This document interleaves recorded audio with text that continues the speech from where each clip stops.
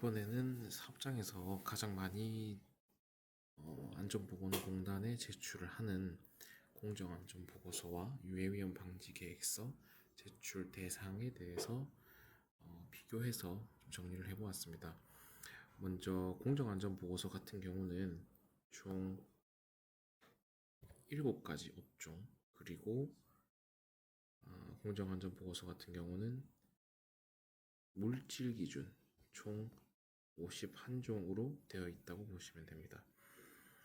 실제로 화학물질이 51종이라기보다는 저희 법에서 1번부터 51번까지 되어 있는데, 거기에 인화성 액체와 인화성 가스가 1번과 2번을 차지하고 있기 때문에 실제로 화학물질 종류로 보면 훨씬 더 많겠지만, 일반적으로 51종이라고 인화성 액체를 한 가지, 인화성 가스를 이제 또 한 가지로 이렇게 구분했을 때 총 51종으로 분류를 하고 있습니다. 이제 공정안전 보고서 같은 경우는 아무래도 화학과 관련됐다 보니까 좀 석유화학에 좀 특화되어 있다라는 생각을 가지고 업종을 이제 암기를 하시면 좋을 것 같습니다.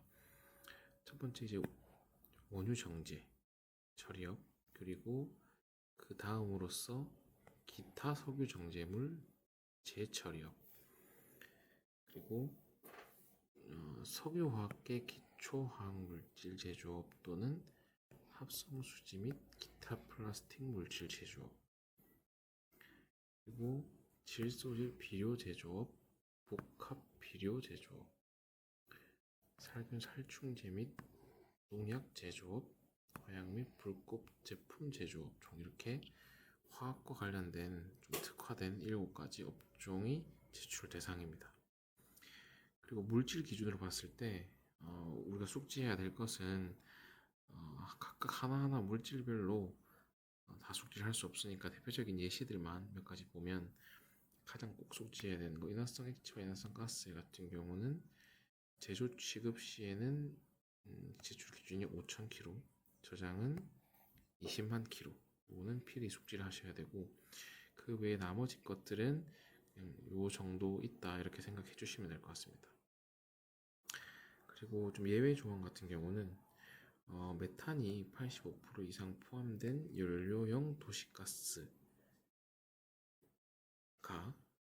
압력 조정기 이후에 0.1메가파스칼 미만으로 공급되는 경우에 한해서 취급량이 5만 kg로 되어 있습니다.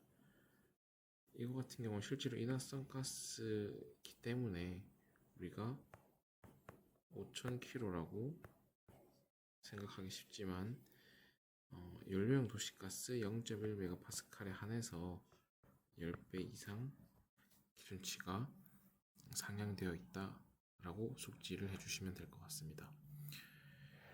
그리고 이제 유해위험 방지 계획서 같은 경우는 총 13가지 업종이고, 또 기준이 하나 더 있습니다. 전기 계량 용량 기준 300kW 이상이 되는 이 13가지 업종에 한해서 제출을 하고 있습니다.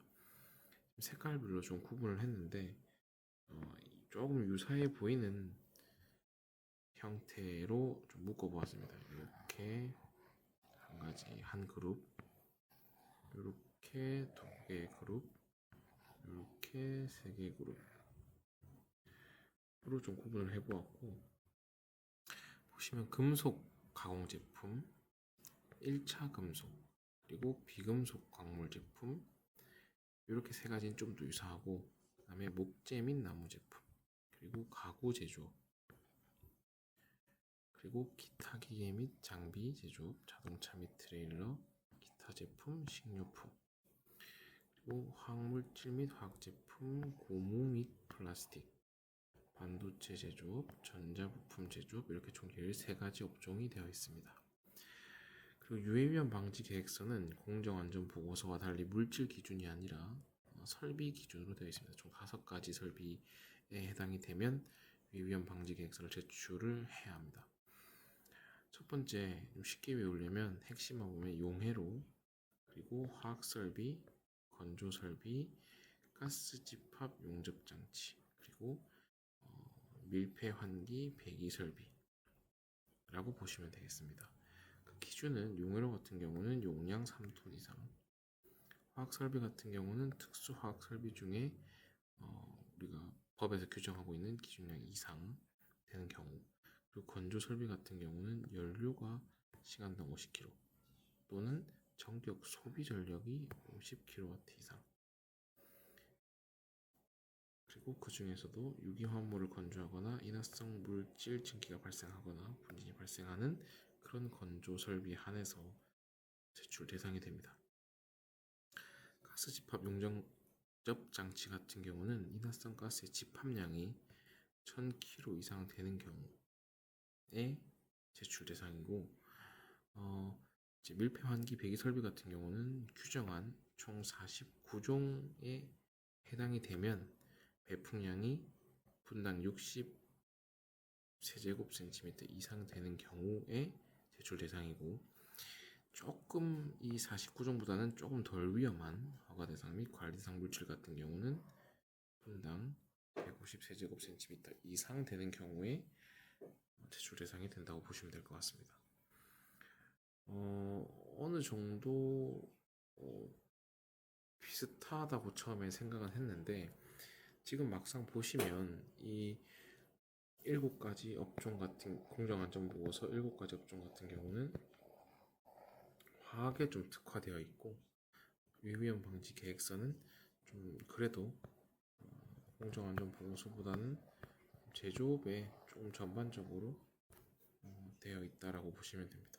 그리고 화학에 특화되어 있다 보니까 공정안전보고서 같은 경우는 화학 물질에 대한 기준으로 업종에 제외한 제출 기준을 규정하고 있고, 유해위험 방지 계획서 같은 경우는 물질이 아니라 제조업 전반적이기 때문에 좀 위험한 설비 기준으로 우리가 규정을 하고 있습니다.